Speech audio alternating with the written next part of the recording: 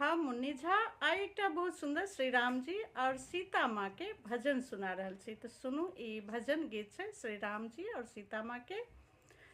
चलिली फूल लोढ़ैले राजा जनकी दुलारी है, सुंदरी फूली बाड़ी है ना। चलिली फूल लोढ़ैले राजा जनकी दुलारी है, सुंदर फूली बाड़ी है ना।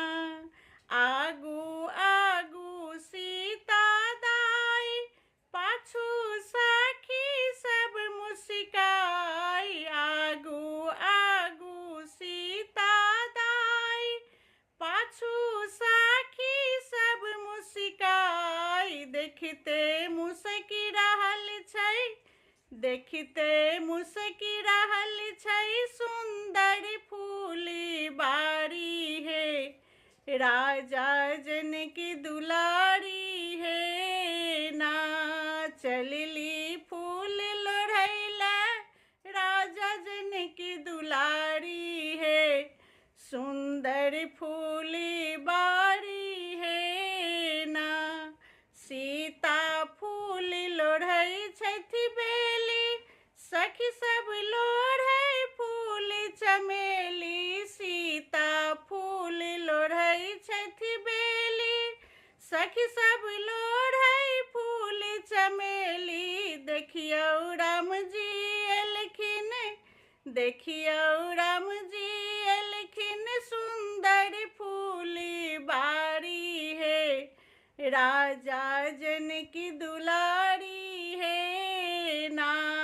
देखियौ राम जी एलखिन, फूल लोढ़ैले बाड़ी है, सुंदर फूली बाड़ी है ना।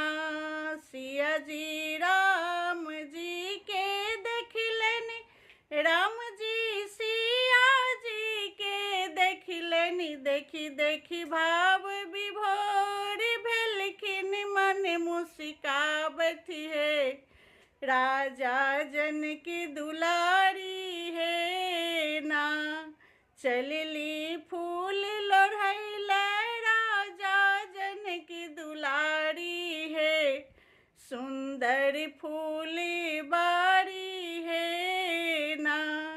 चलिली फूल लोढ़ैले राजा जनकी दुलारी है, सुंदर फूली बाड़ी